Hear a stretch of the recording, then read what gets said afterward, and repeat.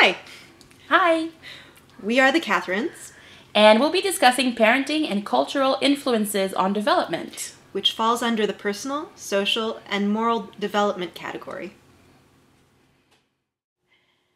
Before discussing the influence of parenting on development, we have to quickly remind ourselves that children are born with different temperaments. Some are more happy or mellow, some are shyer, and some are more hot-tempered. Basically, not everything is your parents' fault.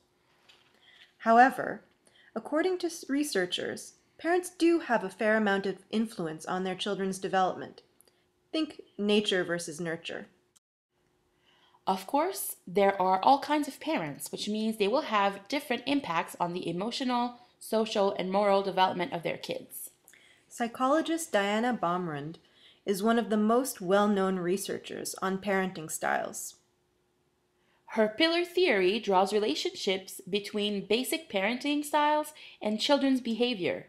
According to her, there are three main types of parenting styles. First is the authoritative style. Authoritative parents set clear expectations and have high standards. They also back their policies with clear reasoning and allow children to object.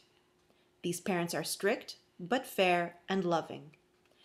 This is considered the ideal parenting style because it seems that children with such parents often have high levels of self-reliance and self-esteem. These kids are usually well-adjusted and are motivated to succeed. Second is the authoritarian style. The authoritarian parents tend to set rigid rules.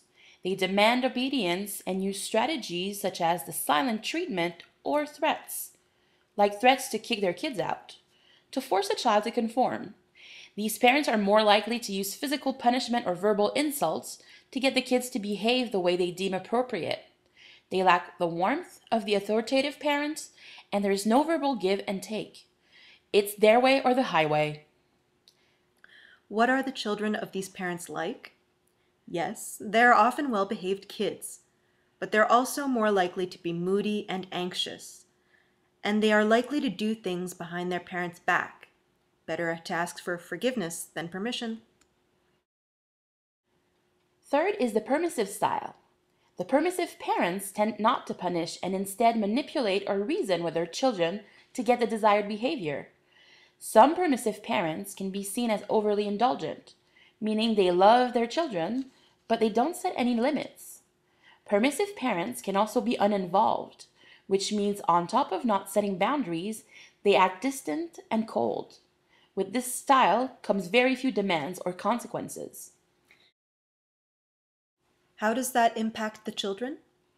It seems that the result of this parenting style often means children have issues with controlling their impulses. They might be somewhat immature and avoid responsibilities. And when parents are uninvolved, children have a tendency to do poorly in school and are more likely to break the rules. Still not sure what all this means? Let's look at it from a teacher's perspective. Do you know what authoritative parents sound like? They sound like the parents I want to deal with at parent-teacher meetings because they're the kind of parents that respond well to comments about their kids. And from experience, these parents are more often in your corner than not. The problem is that there are rarely any problems with their kids, so it's usually not these parents we have issues with. Authoritative parents may be the ideal to deal with, but authoritarian parents, on the other hand, are not. As teachers, we tend to notice the extreme cases, meaning we worry about their children because it can mean verbal or physical abuse. We've all had uncertainties about the home life of some of our students. I remember a few times when students were anxious about their parents' reaction to a grade. Yeah, me too. Permissive parents, whether indulgent or uninvolved, are the types of parents who rarely show up to parent-teacher nights. They're also the types of parents we as teachers have the least contact with. When we do manage to get in touch with them, which can be really difficult, they either don't believe their child did any wrong or they just don't care. We both agree that we can associate these types of parents with les enfants rois, since they don't set limits or consequences. Besides parents, another factor that influences children's development is culture. Different cultural groups encourage different behaviors. And we both experienced this since we were both ESL teachers in Japan. According to our textbook, European American families encourage assertiveness and self-reliance, while other cultures, such as Japan, encourage restraint, obedience, and deference to elders. For example, Japanese parents do not actively put pressure on their children to succeed academically, because it's already expected by society. According to researchers, Japanese parents stress the child's moral commitment to the group and emphasize their responsibility to the cooperative unit that is Japanese society. And in turn, society puts pressure on the children. How does that translate in real life in the classroom? In Japan, we practically never needed to discipline students. Nope. They were really well behaved because they didn't want to stand out, but also because it was a cultural norm.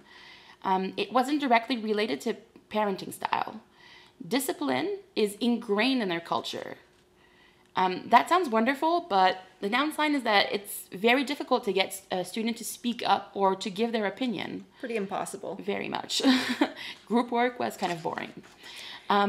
Meanwhile, in Canadian classrooms, fitting in with the group does influence some students to behave, but a lot of discipline issues stem from parental influence and parenting styles. Our socialization and cultural norms do not emphasize such a commitment to the group. There's a lot more variation in student behavior, too. Yes. So as teachers, being aware of these ideas on parenting and cultural influences on children's development can help us better determine the source of some behavioral problems.